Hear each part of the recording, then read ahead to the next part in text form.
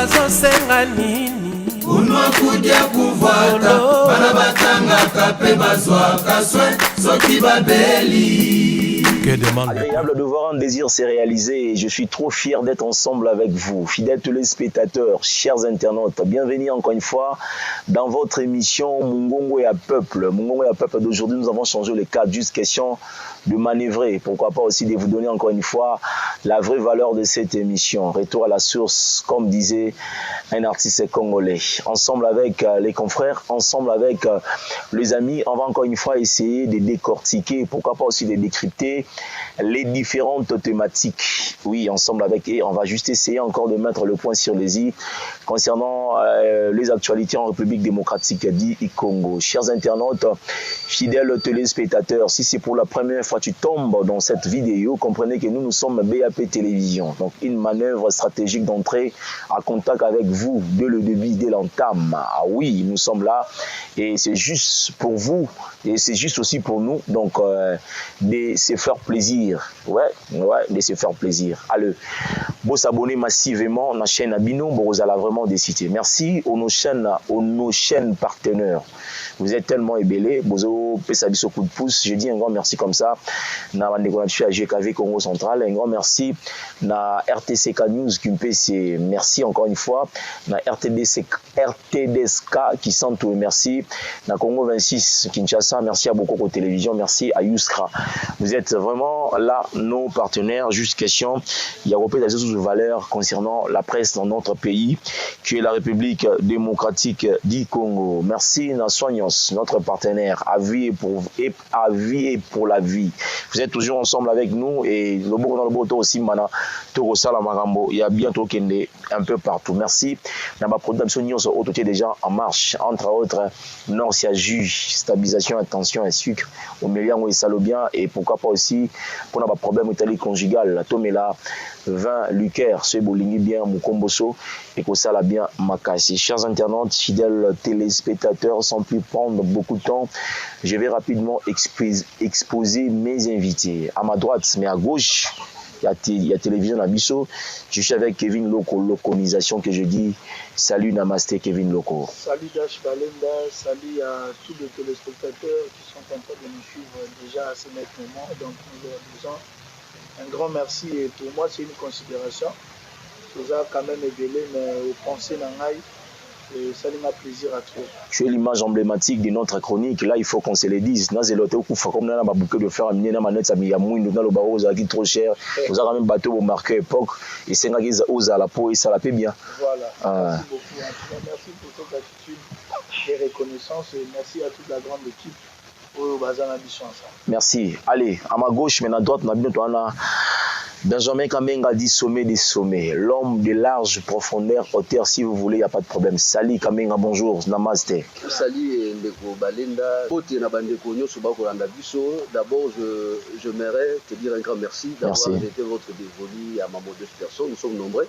Mais au Kanisi, ça lui a tellement plaisir pour te toquer à la plateau, et ça m'a Kanisi. Pourquoi pas Afrique,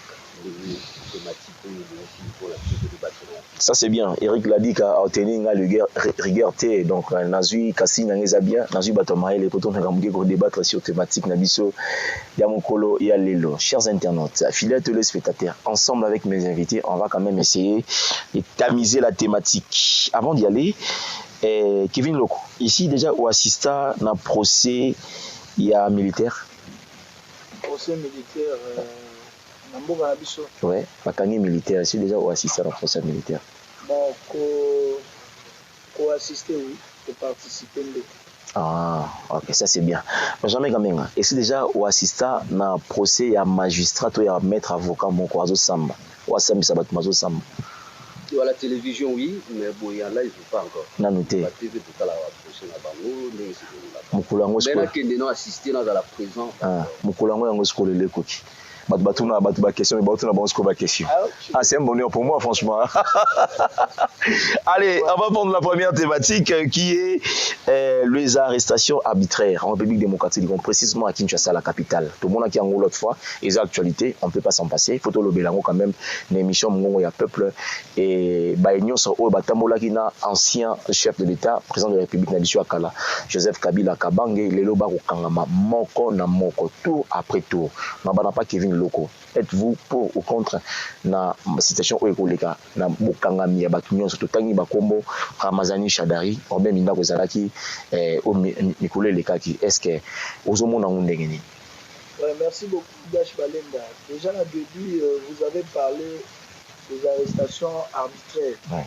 Donc on a dit à Dash Balenda magistrat. Donc, on a évité pour qualifier un mot arbitraire. Quelque part, Bazoko, lobby entre autres, moi, si Achadari, va respecter la procédure. On a bien au bon. Ok. Alors, non seulement, puisque on a une arrestation arbitraire, la procédure fait partie aussi, il y a des éléments. Mais ce qui est là, sans motif, la procédure est respectée. À ce moment-là, on peut parler d'une arrestation arbitraire. C'est ça, pour aux hommes de 1h du matin, 2h du matin. Et pour des raisons de sécurité, ça. Qui n'a pas bon. Là, je l'apprends alors. Oh ouais. Pour des raisons, le terme, puisque je ne suis pas juriste, voilà, et flagrance. Ok. Sous flagrance, c'est Ali. En tout cas, on doit vous arrêter. On est tout à RT, papa.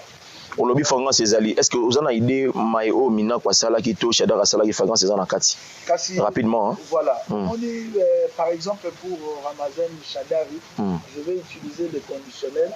Il semblerait que à Renisaki, Réunion Mowa Dirijaki, la groupe à Bamobondo. Okay. Et nous connaissons, monsieur Bamobondo, comment est-ce que terroriser parti Nabiso et la Bandundu. Alors, on voit Ramazan Shadari, il y a des organisateurs, il y a Réunion. Ils sont parmi les gens. Otoyebi, qui était dans ce pays, comment il a menacé même après la prise du pouvoir, il y a Félix Tshisekedi. Tout le monde y est à Zawan. C'est quand même un flou.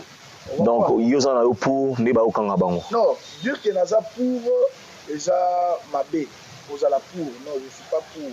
Mais ce qui que Bazali vraiment fautif, là je suis pour.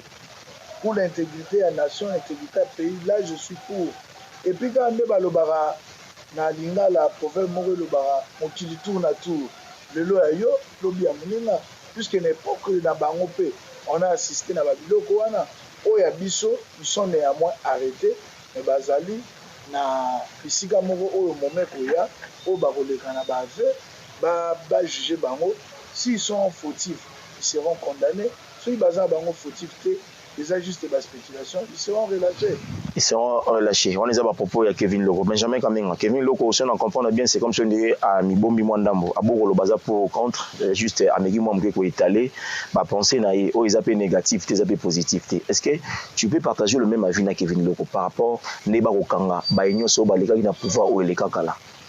Merci Neko Stani de m'avoir une fois de plus invité sur ce plateau et pour m'avoir posé cette très belle question. Mais ce que je regrette, on invité un tas d'analystes politiques indépendants. Journaliste d'investigation. Effectivement. On tient en face un militant IDPS. Oh, comment ça? Oh, il y a le bibongo, c'est un journaliste. Non, retire ça, s'il te plaît. Il n'a jamais participé dans la réunion UDM. Non, s'il te plaît. Par rapport à respect, il y a invité Nanga, retirez s'il te plaît. S'il te plaît. Je suis censé, il y a protéger Bino. Retire ça, s'il te plaît. Retire ça, s'il te plaît. Je vais retirer après. Non, retire ça. Azam militant IDPS. Merci, allez. On peut évoluer maintenant. Mon co-débatteur va vous dire na pouvoir ya Kabila bazaki kokanga sans raison etc. mais na oyo ya biso il est qui? Ah bien oyo ya biso. Là je n'ai pas suivi, je sais pas ce qui va. Là je n'ai pas suivi. Les téléspectateurs vont nous suivre en rediffusion émission côté YouTube. Non, il y a un militant IDPS. On a pouvoir na biso. Pouvoir na bango. C'est un journaliste.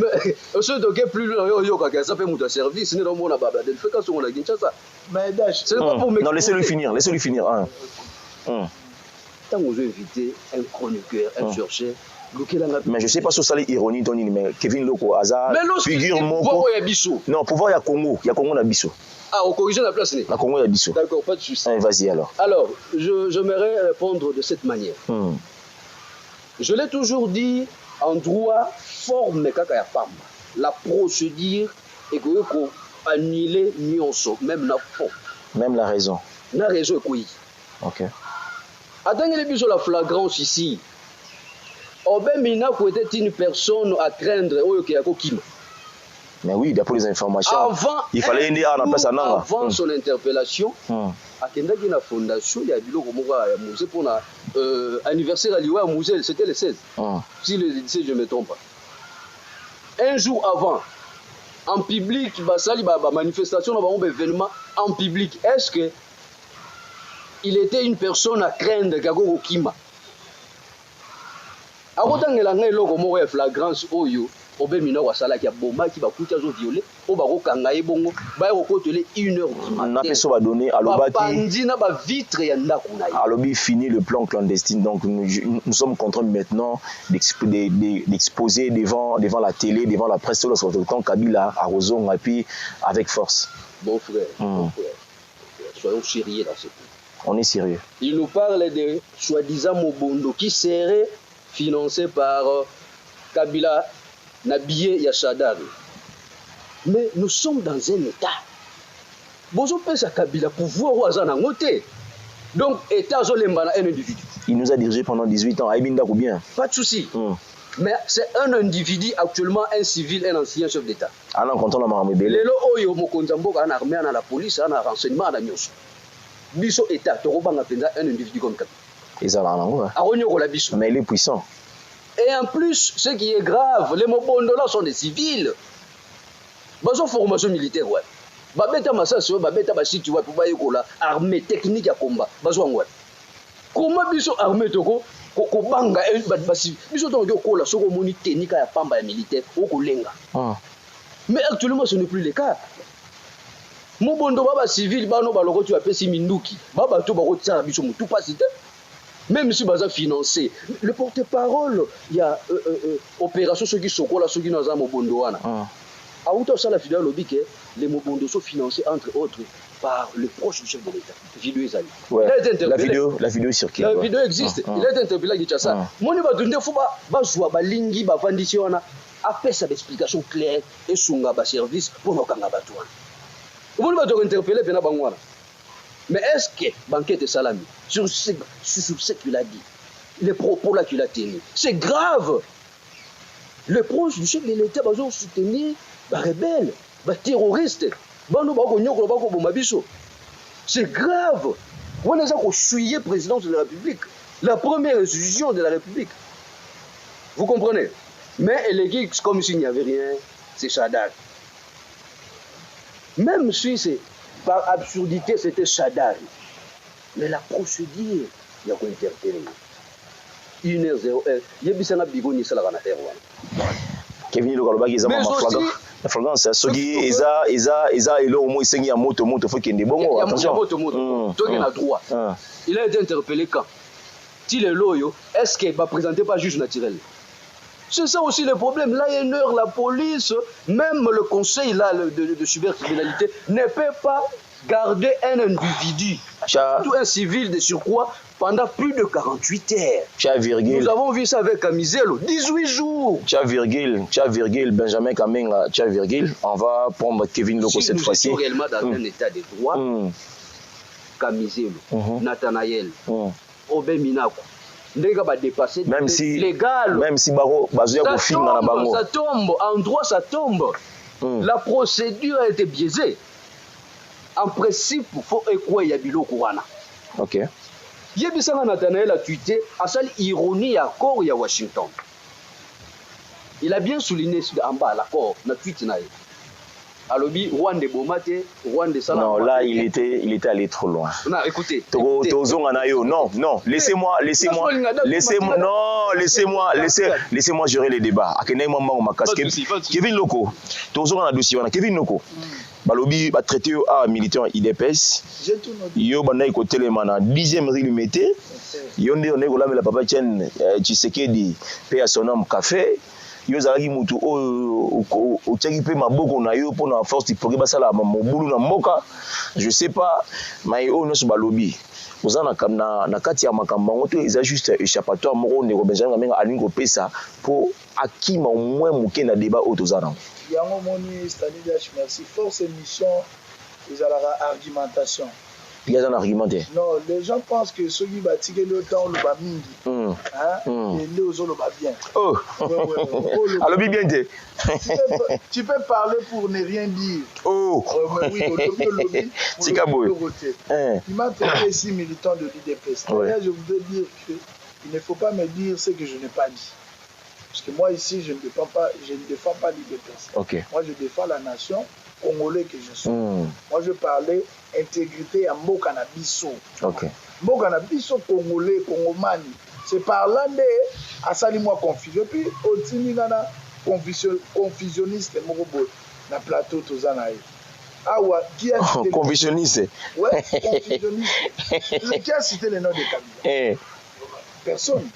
Ngana biso comme Kabila te. Mais dit que non a lobby que Kabila ndazo soutenir Shadari soutenir ba mobozi. Ozonga que schéma na bango même yemo ko yebi yango.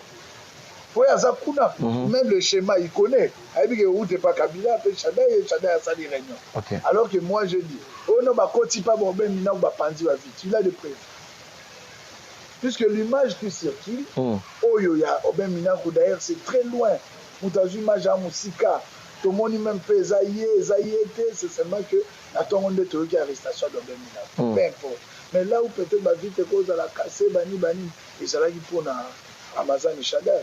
Et non ben mina et on a dit confucianiste Benjamin Ngamenga. Donc il est dans les Tombouctou. Voilà, c'est ça Tombouctou. Tombouctou. Il est dans les Tombouctou. Alors, aujourd'hui Mata Tampone. Je me pose la question est-ce que Oben Minako c'était une personne à craindre? Mais tout le monde au hasard à l'encontre. Yambo Ganabiso, c'est déjà dangereux. Oh, mais là, il n'y a plus la démocratie qui vient loco. Non, la démocratie, c'est quoi? Ouais, tant au lobby que non, nous à l'encontre, il y a ni comme d'âme, il y a Obanga, c'est qui va tout le bas soutenir la démocratie. Pour partager ma même invité, mais bien sur Internet, et Zamboka. Non, oui. Pour partager la même invité, on est à promis. Mais la vie, c'est au commis que ça, la lien à Bénémi. C'est ma preuve ezali qui est loco. C'est ma preuve ezali.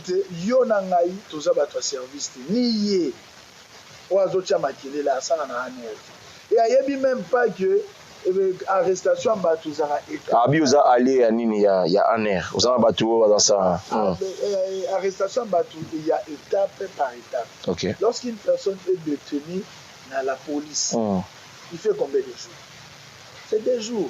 Même les non-chances aussi. Sont dans la police a commis suspect. Sont commis dans le parquet, commis inculpé. Sont commis dans pas juge dans le tribunal, commis prévenu.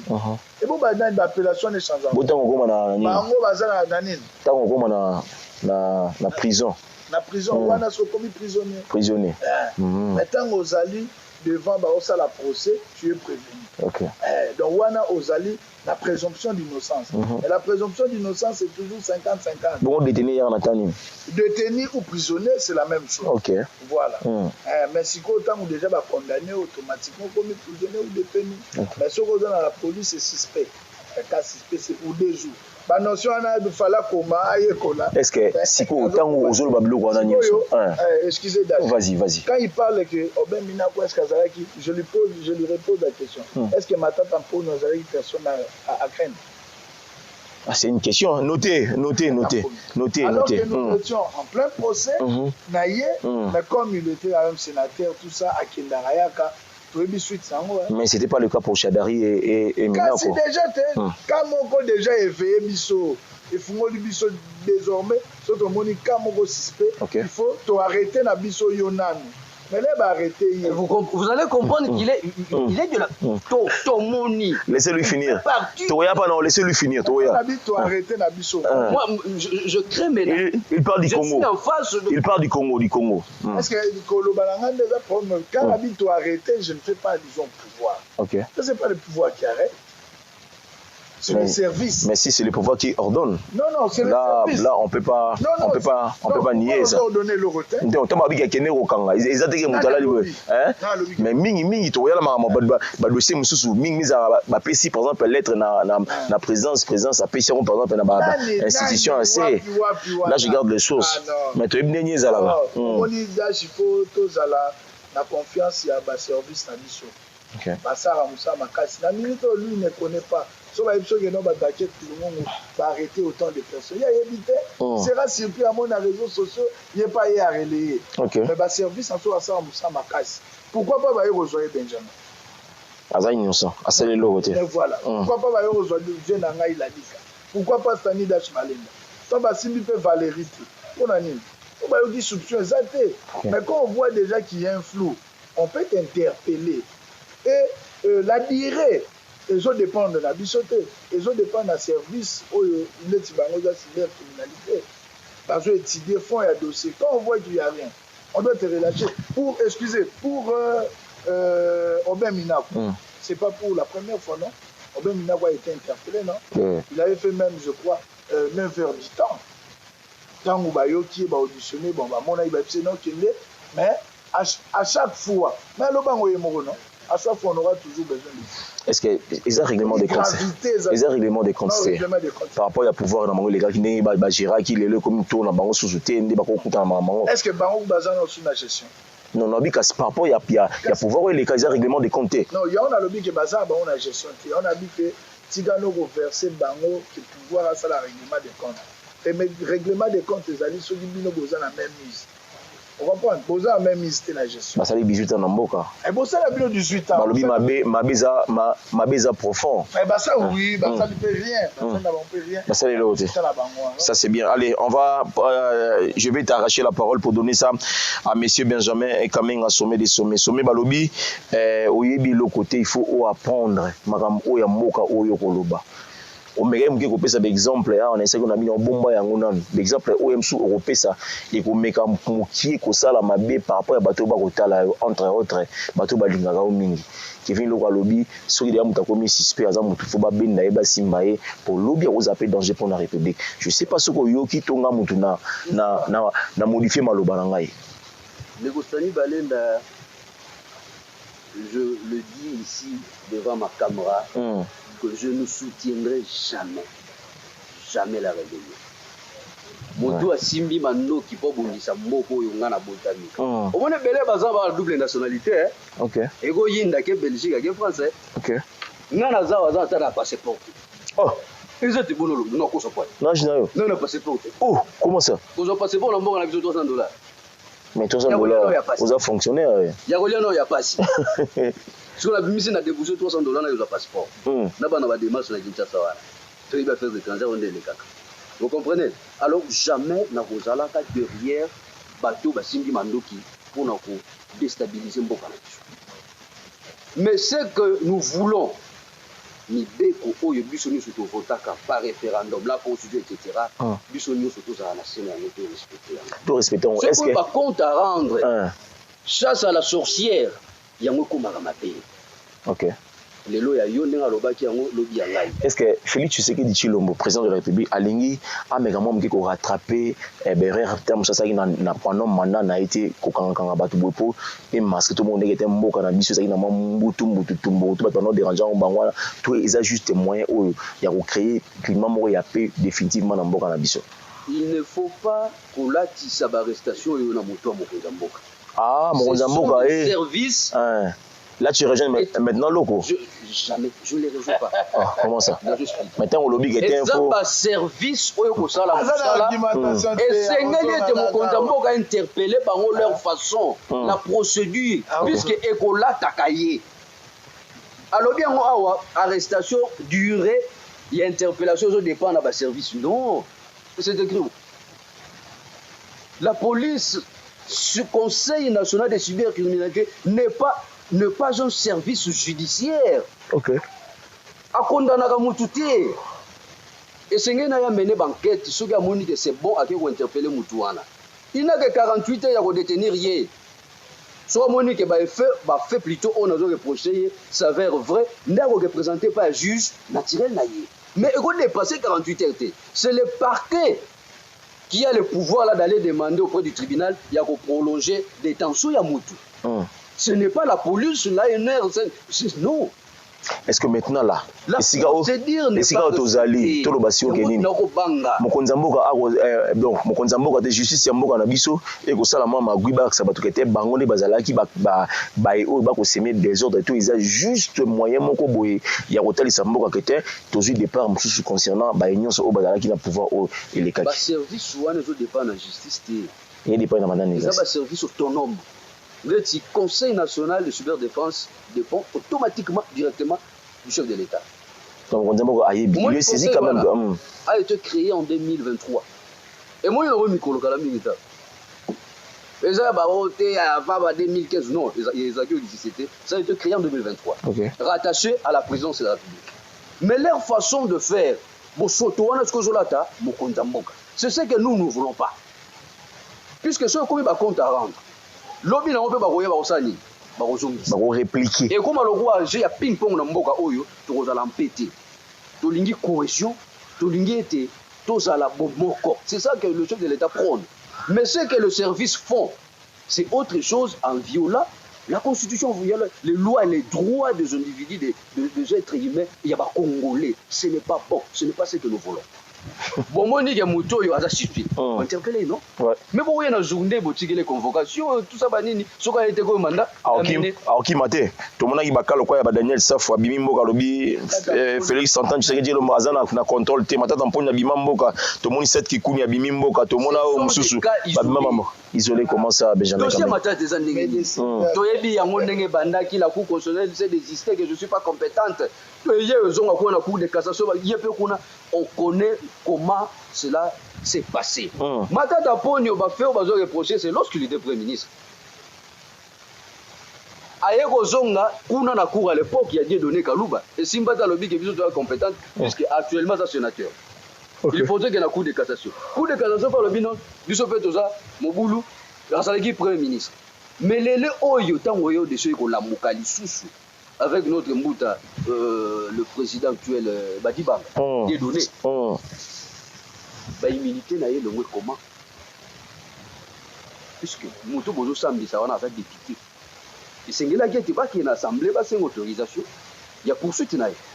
Mais il a été poursuivi sans pour autant immunité longue. Tout le monde qui n'est qu'au caméra vitale à Ganga qui est fort dans l'assemblée, le bino, ça ne se fait pas. Il doit nous informer, il doit nous demander la levée des immunités de l'honorable Matata. Bon, on est plus au monde, on a ceux qui, oui ou non, à qui ne ressemble. C'est pareil avec Nicolas Kazadi. Ma déclaration, le bail qui est Moussa Nabi, ceux qui vont approcher, on se partage, on va réfléchir après. Tant on va s'engager poursuite, ma député a boyagi. Mais on m'a bandimagi. Pourquoi pas passer un open à Matata? Parce que la procédure, c'est ce que nous voulons. Que la loi soit respectée, effectivement. La procédure n'a pas été respectée. Basambi se kuna ba condamné. Yemo wa moni ko comité tena sani. Mutu wa moni ke fini en danger. Jean-Paul. Ni dash balena wa bengo fena boy. Yaka awa to na posa to kangu yo poki. Ngo no kende. Bombe bandi. So ngina na zaini so no kende. Nazio maloba. Tout ça va distinguer entre les hommes politiques et nous autres. Ce sont des politiques il faut va se préserver à la prison. Okay. On se connaît dans ce pays, on connaît la politique africaine par ricochet la politique congolaise. Il faut être toujours très prudent. Ça c'est bien, il faut toujours être très prudent. Je le répète, nous voulons assez que les lois de la République soient respectées. Okay. Ceux qui réellement ont reproché, Nabilo qu'on a association à malfaiteurs, etc. Moi je suis pour Akangamas à la prison. Okay. Pour nous demander, mais ce gars n'a été pas libéré. Cette folie-là va arriver au Congo central, puisque Mobundari au tapé derrière Nadimvula. Pour ce que soutenir, je ne le soutiendrai jamais. Si réellement le fait reprocher, c'est moi qui gère le chrono. Obeminaku, Ozui Nani, Chadari, et puis Chadari Bakangi Mouani Bako libéré. Alors bien, les vidéos sont là, les vidéos existent, même le témoignage de son épouse. On va revenir chez toi. Qu'est-ce qu'il va dire pour Camisel? On va revenir. Qu'est-ce qu'il va dire pour notre frère Moutanabiso et Nani, qui encore qu'on a arrêté? Dunia Kilanga. Kevin Loko. Tous tu peux perdre. C'est bon Benjamin Kamenga. Pesanga ina zo maloba, na pesa pe Kevin Loko maloba loba loko. Na moni Benjamin Kamenga on doit tuer contre mur. Makambo o ya lobi na ngai moko naza na ngai na katikati mais na senti que quelque part aya ina ba argument o loba des carence d'argument mais apesi ba argument quand même. Alobi o torolobani pour na kamiser le torolobani pour na dunia torolobani pour na ba nyonso wana Kevin Loko. Est-ce que tout le monde a tué quelque part aussi le lenge yango makambo ndenge ezokendele eza ko créer moi tout le bango moi bokabwani moko entre biso na biso bakongomani pour et comme à présent oya ko ya susu après Fati ezali pe osala ka ndenge moko au moins que cohésion to ba cohésion nationale ezali susuté par rapport à l'arrestation les arrestations yemo auti ko avouer waninga na yogite oh na début na yogite tant que c'est au région de l'eau voilà, les arrestations de l'État. Ok. Vous comprenez? Puisque même il y a un assez naraillé, sur un débat, il faut attendre. Oh, attendez, attendez. Régime Yambo Manabiso a évoqué. Il y a un mot de la salle à révéler. Régime Yambo a fait la semi-présidentielle. Patron du gouvernement, ce n'est pas le président de la République. C'est le Premier ministre. Et moi, comment André Boukani. Et papa Fatita y a sur le Cambo, où est-ce qu'on a alors, ben, ma cybercriminalité, n'a pas été jugé, n'a pas été condamné. Et condamné raté. Et jugé répété. Alors, jugé pété, un service attaché, un service à la police. Ok. Il y a un rôle pour enquêter sur les infractions, à rassembler ma preuve, et tant que tu as Mout, Azan a plein droit à Kangi Mout, à soupçon, à Ziona, l'État, à rassembler ma preuve. Et tout le monde a dit avec le général, je crois, Delphin. Delphin Kaimbi. Kaimbi, oui, Kaimbi. Si Delphin n'est pas décédé, Philémon Yav. Voilà, les noms arrivent. Philémon Yav. Okay. Le ministère public qui dit que non, je n'ai pas de preuves. On comprend? Ça va preuve, où est l'activité et tout ça. Bah, quitter, non? En résidence surveillée. Non. Il est en résidence surveillée. Non, résidence surveillée n'est pas un problème. Non, là aussi, on peut aussi dire. On peut aussi dire quand même merci à la justice congolaise quand même. Il faut. Bango baza bato nyonso président na biso de la République a osala ba ondimangoti. Yaza opposant. Yemo abenga aza patriote résistant. Voilà. Opposant du sang. Atinga i casquette opposant. Yemo aloba. Yolo bagi adam da IDPS. Vas-y. On a essayé fois dans la politique bien. So aujourd'hui Augustin Matata Mponi. Avocat na ye principal avocat na ye Tangwazalaki, c'est le professeur Dieudonné Kalouba. Le professeur Dieudonné Kalouba devient le président de la Cour constitutionnelle. Abengi mwana maïti. Tala yaga na instruit boroto silana na yango. Et à lobby que à l'époque même Dieudonné Kalouba était là. Ah, qu'est-ce que je dis? Dieudonné Kamouleta, Azaï na sa composition. Mais comme c'est le président qui prônait, président hier à lobby que cour na bisoza incompétent. Et c'est comme ça qu'on l'a fait éjecter na Kituana. Siko Moto Aza compétent, il a réuni le fait. Tous les avocats, le professeur Raphaël Nyabirou, le pénaliste à Solo, oui, il y avait infraction. Bon, ils ont se reproché de rien au flyer pour la ligne. Ils ont se reproché de rien au Kiko. Donc, au Kokabola Makanisina, Benjamin Kamenga, on a déjà Dieudonné Kalouba, Azaraki avocat, Ayaki Naboul, qui n'a vidé le dossier. Mais les gars qui l'étaient. Et il y a un ABC, même le roi Outoloba, on a ABC dernièrement que la constitution a biso, il fallait qu'on revoie. Mouto a détourné Mbongo. Ayibi Yozo, les députés à plein droit, ce sont des choses qu'on devait revoir. Donc Moutayibi Dembogo à Moka et le député peut aller si bas. Non, ça c'est bien. Tu as raison. Il y a un ABC que bonne réflexion. Bango ba osa la politique, bazo tangate. On a eu Benjamin. Benjamin, c'est la politique à autant gâté. Mais quand tu fais des analyses politiques, automatiquement, on va parler de Hollande, politicien, non? Ah oui. Mais à autant gâté. Manque de documentation. Pour être politicien. Vas-y. Être politicien, selon M. Benjamin, il faut dans la partie politique. Mon repère, c'est une conversation politicien. Selon il faut dans la partie. Je ne suis pas actif. Je suis bien politicien. Je suis base de quoi? Un politicien, c'est lui qui adhère dans un parti politique. Mais c'est moi qui ai la parole d'H, non? Qui est actif, qui assiste aux réunions de contribution du parti. Non, dans le parti, mon repère. Dans un politicien, je remets la parole. Tu as l'ingénieur répété pour mon lobby et déranger ma casse. N'importe quoi. D'ailleurs, il y a une option qui est à je ne suis pas protégé. Il y a combien de sortes de police? Je ne suis pas protégé. Bon, on laisse d'abord Kevin Loko finir et puis tout. Il devrait retirer dans la partie politique. Il a des preuves. Il y a mon dans la partie. La réunion Nîmes. Quand il y a au lobby, il y a opposants dans la partie politique. Dans la partie politique. Ah, Loko là, il faut que tu retires. Il y a dans la partie telle. Loko là, il faut que tu retires. Là, il faut que tu retires. Il y a un militant, il y a un parti politique. Est-ce que Ngaï a traité Kazam un parti politique X ou Y? Est-ce que Ngaï a traité? Pour ça, il y a un bail bon dans un ipsaïe, il y a un carte de parti naïf. Comme il y a un thé. Maintenant, le lobby, il y a un cinq tanga. Dans la vie, il faut comprendre qu'il y a deux sortes de politiques. Il y a la politique active et puis la politique passive. Donc, nous avons politique, on a la politique passive. Là, on a activité. Tu dois apprendre aussi. Donc, on est porté un peu plainte. Allez, Kunanda au pôle. Donc,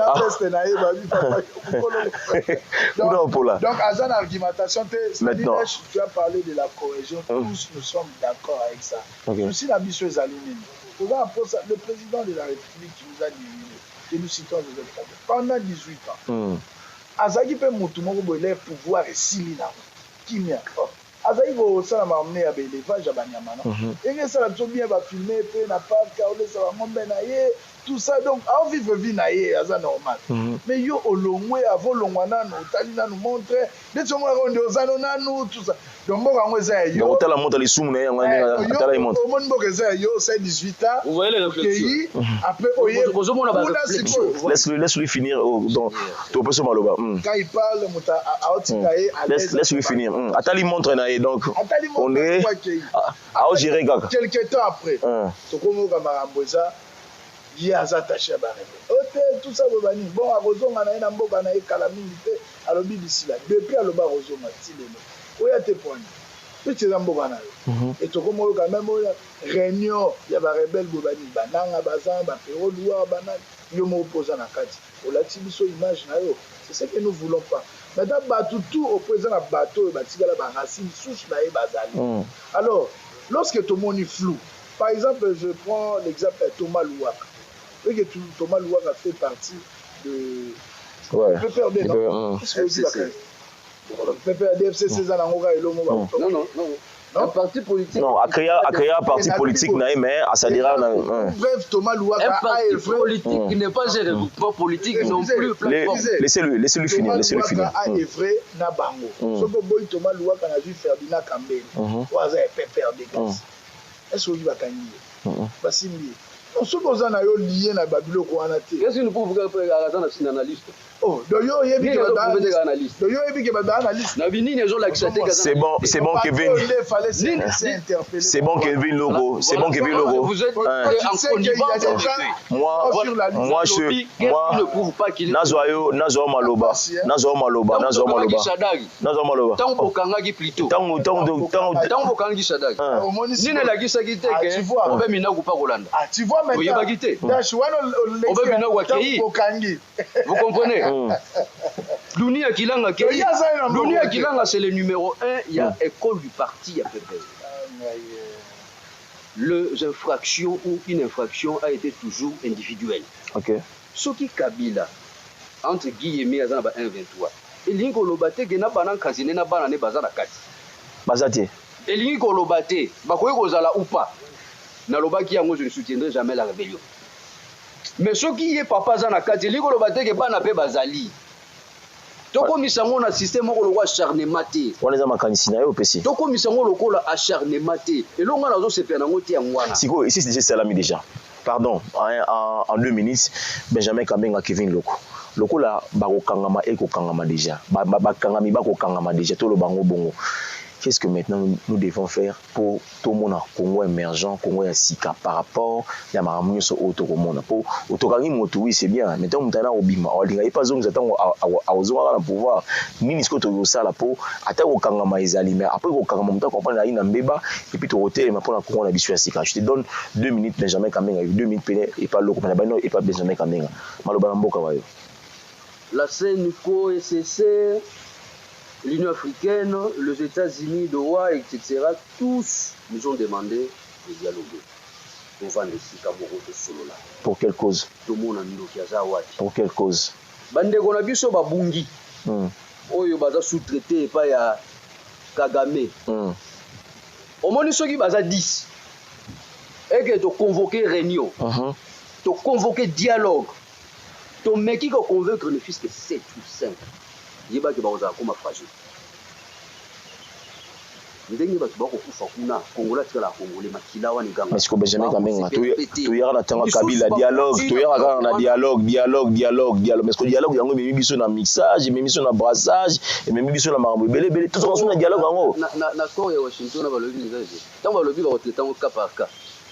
Tikuna ni M23 nini oza inosa waza na est. Tango ba retraiter bakana bango kapa nani oza inosa. Ebele. Mais que tu as deux, c'est fini. Ça fondé que déjà vous côté le c'est fini pour lui. A comme il rebelle, les lots oyo ndeko na biso on va gagner en France. Bon condamné à 30 ans.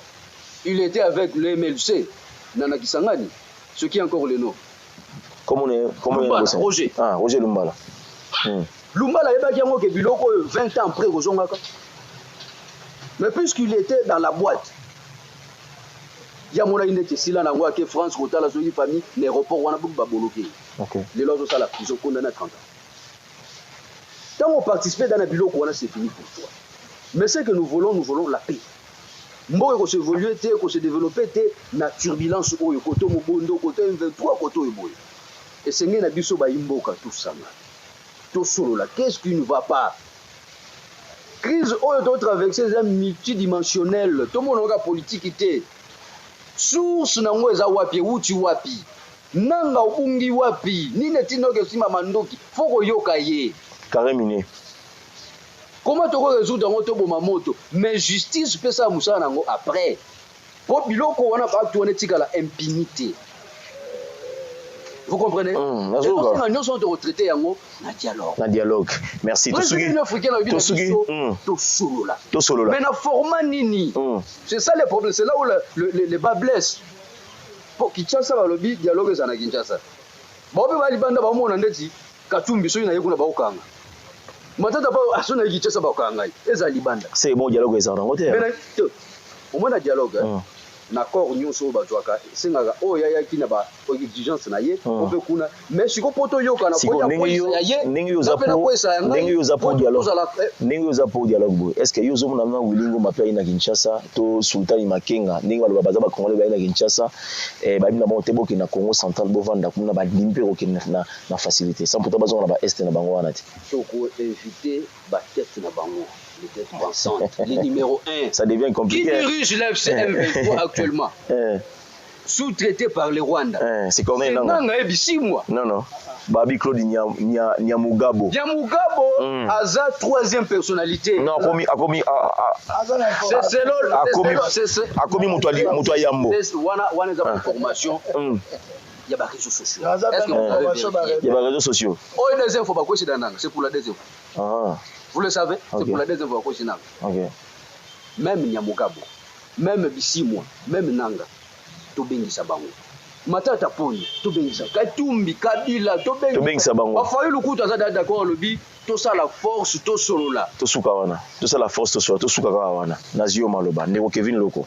Na okende susute pona bwaka pétrole na moto de peur que ça la ba dégâts makasi ndeko Benjamin Kamenga lobi pona ye solution malamu ko bimisa Congo na biso esika ezali eza dialogue to benga ba nyonso bananga to sola ba bomba to pona nini to benga ba delice sanga to benga ba Sultani Makenga to benga ba Bisimwa o pa umeli makasi na rébellion à celle plus de 20 ans azaka na yata boye bosolo li après 2 ans akozonga lisusu ka na rébellion na epo a vivre na ngo akola na tola musape ba magloire paluku ba ya pe na dialogue ba te belé ba dialogue makanisi ya ndeko Benjamin Kamenga yo monyango ndenge inconscient non dialogue na République démocratique du Congo aux amboka na biso. Mala Oloba Stanislas Balenda, merci pour la parole. Rebelle n'a rien. Non, rebelle n'a rien sur l'année. Quand tu veux dire quoi? Non, rebelle n'a rien, c'est-à-dire que le rebelle a été toujours, ou les rebelles ont été toujours soutenus. Ok. Vous comprenez? Bango moko na bango moko bazarien, bazara toujours soutenu. Auto le bango Corneille Nang, ni netindi na rébellion ou frustration. Frustration pour la nini paye, parce que carré minier. Carré minier ngoza yo. Carré minier obino bo commissariat de façon individuelle. Bazu yango bazongitseli yango mboka. Yo yango ke comme rebelle. Ale mutabongo noto benga eto solo a loba nini. Et puis il y a eu combien de concertations et combien de dialogues dans mboka na biso. Et ben le lote en 2010, je me rappelle même le président Sangisi Presse a dit j'attends, les gens me disent dialogue, j'ai dit niet. Avec ma vidéo là. Au Kabila na Simane Piscine. Il a fini par dialoguer. Non, j'ai dit niet. Vous comprenez? Moi je pense que le problème est ça. On peut moutonner sera au solo là. Il viendra que pour son intérêt. Exactement. Il n'y aura pas pour l'intérêt, il y a Benjamin Kamenga, il y a Stani, il y a rien. Même dans l'Assemblée, tant que tu regardes bien qu'on n'est pas là, je sais qu'on va arriver. Bon, député Babundi, député Mobapanzi, Namoutoua, Azoti, Bilitung, Azoti, tout ça. Mais ce qu'on t'a dit, ils ne défendent pas nos intérêts. Ce sont les intérêts personnels. Même si on va y aller solo là. Bon, il y a premier année. Non, il y a un dossier à Boukangalon, pour ça va y aller aussi. Dossier à aussi. Bon, ils ont un autre, ils ont un autre pays. Ok. Bon, on a un autre carré mignon. Surtout ça, il ne faut pas se compte pas. Il y a des boubolos comme ça, maintenant, ils ont un comme nan. Pourquoi ils sont maîtres? Aux années président, Nani, Baoulukela a travaillé. Et nous autres ici. C'est lui qui te parle à l'oiseau crier, Makasso. Il est licencié. Aza Makassi in administration. Maza wapi. Et vous voulez continuer de tuer pour avoir intérêt mon robot. Non, moi je pense. Moi je pense Stanislas Balenda pour nano ebisingai ngana osenga na batu balongolande N. OK. Balongolande kimute mamabe. C'est-à-dire que ton dit m'a rappelé que tant que Stani au dirigeant qui et moko tetana eko aussi sanyo sauté yo moko. Le président moko te na mboka na biso oyo aussi sa passe ya ba congolais toaza na Haïti. Mutunyo soyo sala kaka parti. Un Félix, il ne sera pas éternel. Il finira par partir. Mobutu qui a fait 32 ans, il a fini par partir. Il a eu Laurent Désiré accueilli. Donc Mutuna Mtondi m'a rappelé sur Benjamin a eu pouvoir. Et puis le Rwanda, ils ont awate. Et le Rwanda, ils ont awate. C'est partout, même dans Bamissa na biso. Dès que Benjamin Matina est à Bombo, on commence à lui combattre. Or, ils ont été outils. Et puis, ils ont le Bamakambia, Union africaine lobby. Donc, décision Moroboé, au Mboka na biso, le garant de la nation peut prendre. Ils sont tributaires de l'Union africaine. Alors que Burkina Faso, ils ont la décision, Bangomoko, Balongoli d'abord pour votre information, Stanislas Balenda, histoire où ils ont Burkina Faso, qui a découvert l'embouchure, on y a Longoli, la histoire, tout wana. Moi, je remonte à l'histoire à Burkina Faso. Il y a pour ça l'Union africaine. Mais pas la biso, pour toutes les décisions. Il y a un bon cannabis, l'Union africaine n'est pas l'eau. Je peux y africaine, on a bien de fan parce que je sais qu'il n'est pas bon à moto. Quoi dire, quoi faire, quoi expliquer, chers internautes, fidèles téléspectateurs. Nous sommes arrivés à la fin de cette session et de votre émission, bien sûr, session d'émission Mungongo ya Peuple. C'était pour moi un réel plaisir de vous présenter cette émission ensemble avec Kevin Loko à ma droite, Benjamin Kamenga, sommet des sommets à ma gauche. Ensemble avec eux, nous avons eu le temps de décrypter l'actualité concernant la République démocratique du Congo. Et vous avez tous suivi, hein? Donc, on m'a poussé ma canisse. Ngai nabino na ba ino tia suba commentaire te, mais tu raison à la continuité ça BAP télévision. Donc, vous s'abonner massivement et puis vous partager ma vidéo, vous liker. Kine Naloba, ensemble, écrivons l'histoire. C'est juste un moyen de soutenir Bisso. Merci Kevin, merci Benjamin. Je sais que tu as raison, pour la thématique, surtout, mais concernant Mboka na Bisso. Merci. Na Valérie, awa siko so na pesa ba score na télévision balobi boza parité eza na balance donc boza pena MB partout problème eza na ngote. Allez, on se retrouve na mikolo ko ya pona émission musu mongo ya peuple. Ciao. Ciao.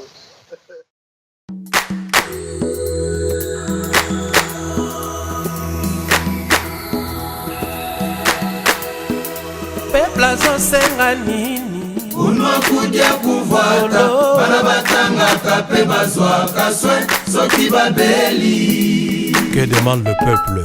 Raia analomba nini? Peuple azosenga nini unwa kudia kufuata bana batangaka pe bazwaka soin soki babeli.